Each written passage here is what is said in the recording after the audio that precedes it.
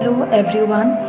So today I am just going to give you a brief explanation about the chapter on the face of it, which is included in your supplementary reader Vistas for class 12.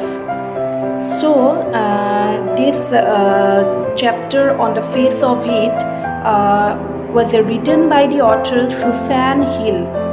So Susan Hill was an English author of fiction and non-fiction works. Her novels include Women in Black, The Mist in the Mirror, and I Am the King of the Castle, for which she received the Somerset Maugham Award in the year 1971. So, this chapter on the face of it is based on a story which is about a teenage boy named Derry who has a burned face, and another one character, Mr. Lamb, who is a disabled man, and he was also a very old person with an artificial leg made of tin. Derry accidentally enters the garden of Mr. Lamb so that he can hide himself from the people who hate him because of his ugly face. Mr. Lamb not only welcomes him in his garden but also encourages him to lead a normal life. And in this chapter, what happened? The boy Derry, he was a teenager and his face is burned on one side due to an accident when acid fell on half of his face. And what happened, he has gone there to hide himself as he is afraid of facing people, and he always fears of being teased by others for having such an ugly face. But when he enters the garden of Mr. Lamb, there was already someone who was present there, and he was Mr. Lamb. And so Derry tries to leave the place, but he is stopped by the old man, Mr. Lamb, the owner of the garden. Derry also feels guilty for entering the garden without permission. Mr. Lamb welcomes him and tells him not to leave just because of his presence. Derry wants to leave as he thinks people don't like his face, and moreover, they get afraid of his looks. But Mr. Lamb insists him to stay there, and they enter into a conversation. And what happened at that time, Derry said that he is not liked by anyone and how he hates people behaving like this with him. Mr. Lamb tries to console him, and he tells him that he has a thin leg and kids make fun of him for that artificial leg. But still, Mr. Lamb is not depressed and enjoys his life.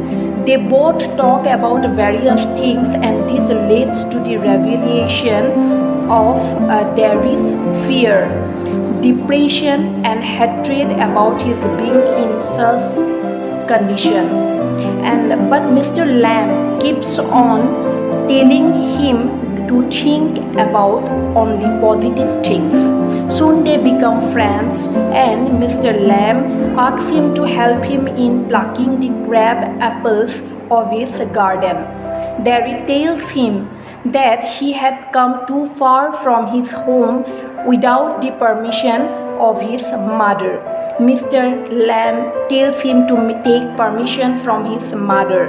Then Derry finds it difficult, and this leads to a small quarrel between both of them. At that time, what happened? Derry tells Mr. Lamb that he would come back after taking his mother's permission. And what happened?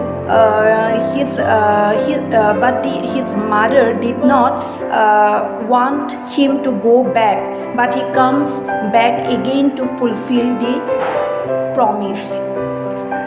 Meanwhile, Mr. Lamb climbs the ladder on his own to pluck the crab apples, as he was sure that Derry would not return. He was disabled and it was difficult for him to climb. Mr. Lamb falls from his ladder and dies. Derry, on the other hand, returns to the garden to help him.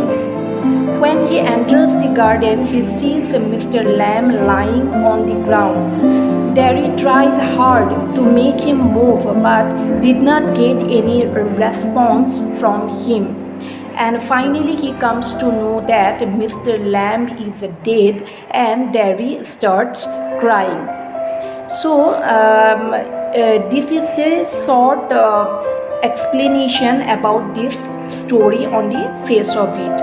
And in this story you will find there is occasional sound of bird song and trees leaves rustling, and Derry's footsteps are heard as he walks slowly and tentatively through the long grass. He pauses, then walks on again. He comes round a screen of bushes, so that when Mr. Lamb speaks to him, he is close at hand, and Derry is startled. So the narrator here describes the setting of the scene, and that particular location is Mr. Lamb's garden. So one can occasionally hear the birds singing and the low sound of the tree leaves. And Derry, a young boy, enters the garden hesitantly. When he comes out of the bushes, he is surprised to hear Mr. Lamb is talking to him. And Mr. Lamb warns him about the crab apples that fell in the long grass from the trees above. And Derry was shocked on hearing a voice. He asked as to who it was. Mr. Lamb introduced himself and also said that small sour apples known as crab apples had fallen on his ground. So if Derry would not be careful while walking through the trees, he could trip over them and get hurt. Derry said that he did not know that someone was present in the garden. He thought it to be empty, and even the house seemed empty to him. Mr. Lamb tries to comfort him by saying that the house was empty as he was out in the garden. He also asked him not to be afraid. Derry wanted to leave the place at that time for Mr. Lamb. Mr. Lamb tried and to stop him and said that there was no need to leave the garden just because of him. He also told him that he kept the gate open for people, as it was only Derry who jumped the wall. Derry got angry for being pointed at like that. He also clarified that he had not come to steal anything from there. Mr. Lamb agreed by saying that at many times apples had been stolen by young boys, and that Derry was not so young. But still, Derry wanted to leave. Mr. Lamb told him not to be afraid of him and asked him to stay there for a while. Derry told that he was not afraid of anyone. Rather, people were afraid of him. Lamb asked him the reason for that. He told him that he knew that what people thought and how they behaved in front of him. Mr. Lamb questioned him about what others thought of him. Derry said that people got scared on seeing his face. Some considered it bad or ugly, while some even took pity on him by saying that he was a poor boy. He added that they were fake. Actually, they all were afraid of his face. He even got scared of his own face when he looked into the mirror. He added that Mr. Lamb will also pity him, but in his heart he will also be scared of Derry. So Mr. Lamb said that he was not afraid of Derry, and Derry was shocked to hear that. Then Mr. Lamb told him that he would bring a ladder and stick a pick fine and ripe crab apples as they made a good jelly. He also told him that in September they get ripe and become a magic fruit having orange and golden color. He also asked him to join him in doing so. They appointed him for changing the topic just like other people did. He added that Mr. Lamb did not ask about his face because he was afraid of asking about it. So Derry told him that it was due to the acid attack that had burned half of his face. So he was so grieved that he kept on repeating that acid at his face and that it would never get cured. Then Derry said that he could cover the tin leg with his trousers so that no one could see it. Mr. Lamb then said that it did not bother him much as one day people would get tired of teasing him and would get discussing something else. Then Derry showed his face in reply to Lamb's statement. Mr. Lamb suggested that things like crab apples, weeds, spiders, and the tall sunflowers could also be seen of other things that people would probably look at end. And at that time Derry commented that there are other things mentioned by Mr. Lamb and they were non-living. Mr. Lamb replied that all the things were related to each other. Just like beauty is related to a beast, a beautiful creation is related to ugliness.